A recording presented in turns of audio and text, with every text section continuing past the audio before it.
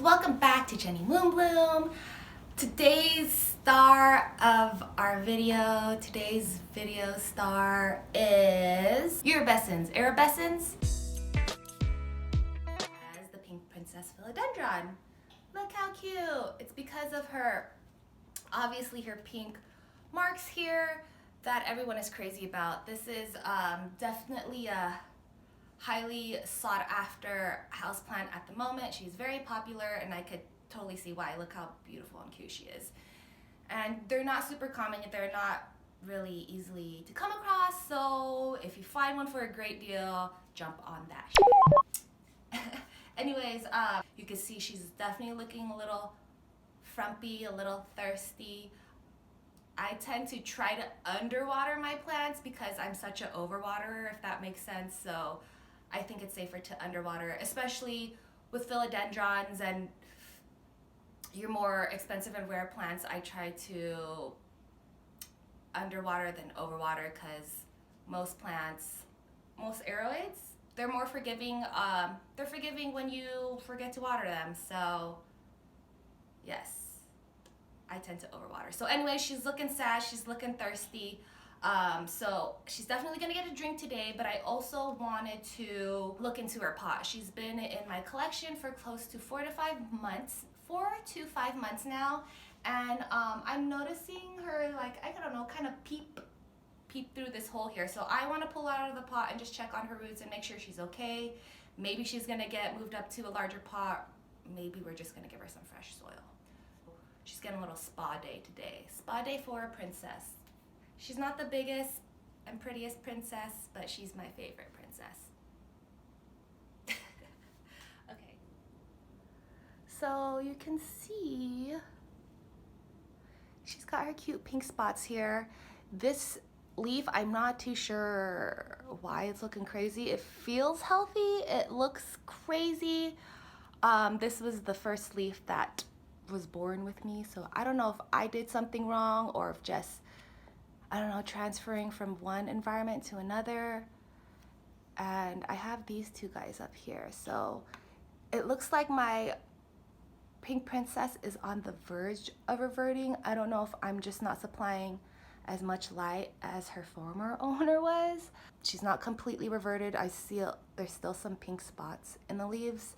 And from my research, apparently you're still okay. She's not completely reverted, and it's gonna be easier for the pink spots to come back if we still have our spots. So not all hope is lost.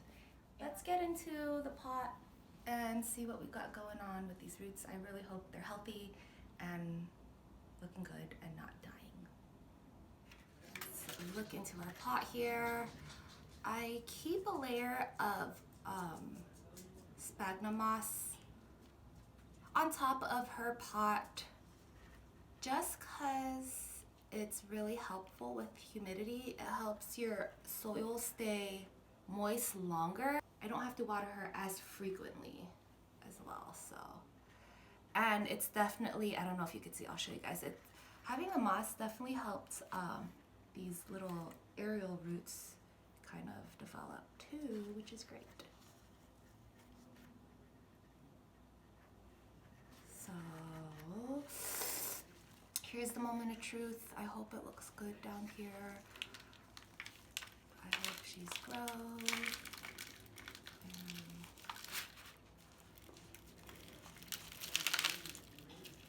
Oh yeah. So she's a lot larger than I thought she would be, which is great. That means she's kind of grown since she's been with me. I don't want to disturb her roots too much, but they look good. And I think I checked at a good time. This long root was kind of growing around the bottom of the rim of the pot, so yeah, she's looking good. I think I can move her up a little larger, so this is like a 3.5-inch pot, so maybe we can move her to a 4-inch pot just to be safe. I've learned the hard way so many times, and it still happens to me now, where I tend to move my plant into too large of a pot too quickly. And if you're unaware, pot size for your plants is very important. It's important to choose the right pot size for each of your plants. If you choose one that's too large, there'll be extra room, there'll be extra space filled with soil, and your younger, smaller roots will have a hard time drinking up all the water from that extra space, and your soil will stay wet for too long, and that could lead to root rot. So don't move up too large, and if you move it into pots too small, it'll drink up its water too quickly, and you're gonna have to water that things, I don't know, more frequently. And you know, same thing, too much water, it can lead to, more likely to lead to root rot. So I'm happy with how the roots are looking. I'll give you a better look.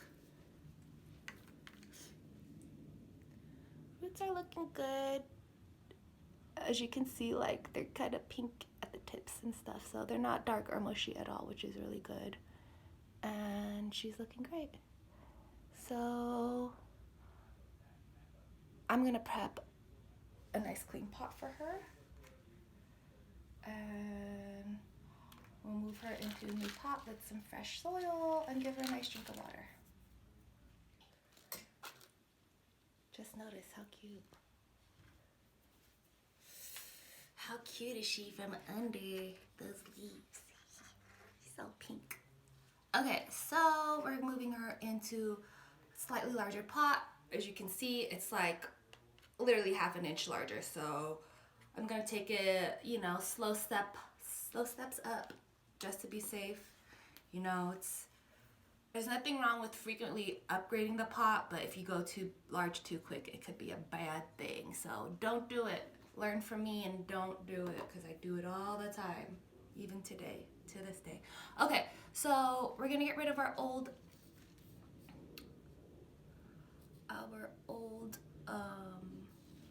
soil, and we're gonna get her into some fresh soil. So I'm just gonna take another quick look again, make sure we're all good. All right, we're looking great. So let's get our pot ready here. Get in a 4-inch pot. I have my go-to houseplant potting mix in this container here. I always have like a container filled of soil mixed and ready to go. And it kind of took me a while to figure out what really works for me, and what works for me is not going to work for everyone, and I think it's important for everyone to kind of experiment and see what works for you, because every home is a different environment. Every home feels different to all the plants, right? Your home may be more humid or more warm or cool than your homie's house, right? So you gotta figure out what works best for you. So what I have in here is a mixture of a high quality potting mix mixed with a succulent soil, like a succulent cactus mix. I'd say it'd be 40% potting mix, 40% succulent cactus mix, say 10% perlite, and then 5% orchid bark and 5% horticultural charcoal. So it's a very rough measurement every time, and it's never perfect, but gets the job done for me. All the additives in this potting mix is going to ensure that my soil properly drains and properly breathes and properly dries, appropriately. The charcoal is going to help with aeration, and it helps fight like mold and bacteria and funky smells. So lots of good stuff in here. Then get her into our pot. Fill up the pot about a third the way up, so our roots have somewhere to grow down into.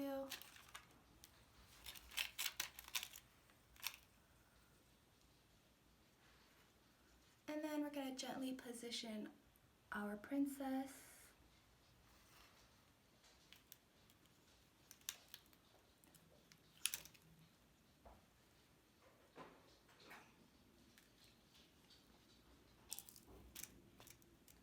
So we're going to fill in our open some space with our potting mix.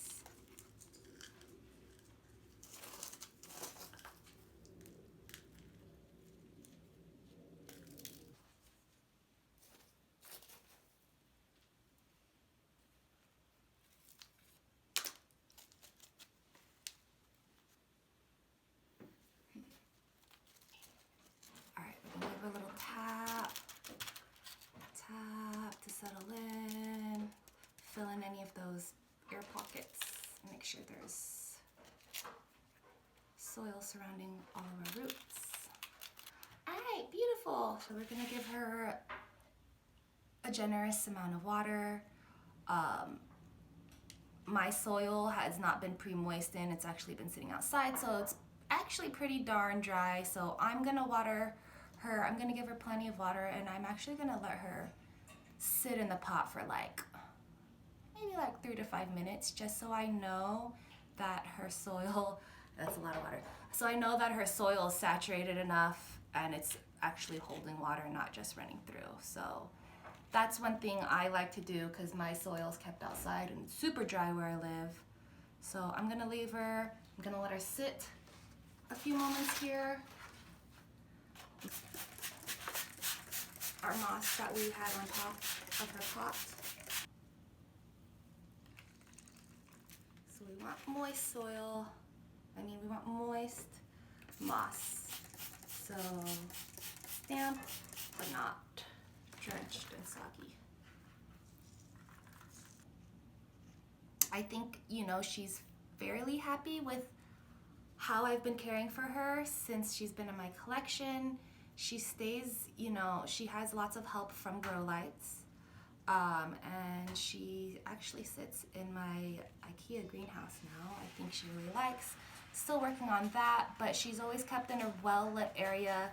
She was in an east-facing room, some nice bright indirect sunlight and help from some grow lights. I did add a humidifier in there, and that's when I actually started noticing some leaf growth. She actually started growing rapidly after she got comfortable here in my home. So I think she's pretty happy. Keep caring for her the way I've been. Underwater her, let her get dry before she gets water. I let her get pretty thirsty before between waterings, which is kind of close to maybe 2 weeks, maybe a week and a half in between waterings. I keep her moss damp. Since she's getting taller, I made her this cute mini moss pole. It's gonna help her climb and hopefully encourage some larger leaf growth. So, cute little moss pole I made. I'll actually share a link here. I do have a video that I made on how, just a quick, easy DIY project on making mini moss poles like this. So.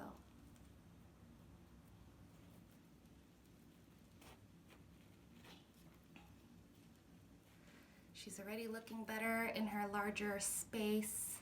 She's looking like a bigger girl, more mature princess, happy princess. That's what we want.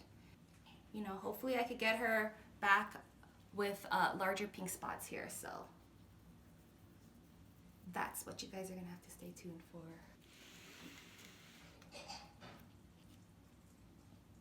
All right, guys, here's our pink princess after a repot and some fresh moss and a fresh moss pole.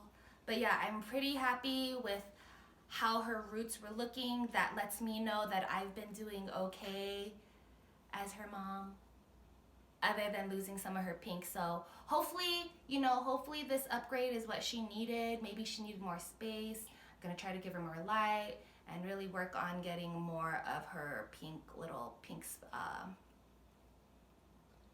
marks, her pink variegation here. So thanks for tuning in, guys. I hope you enjoyed this video. I hope you learned a little something, and I hope you'll come back and check out some more. Also, check me out on Instagram. Check me out on IG at jenny.moon.bloom for more fun freaking updates on my cool plants like this. See if I can bring the pink back. Bye, guys.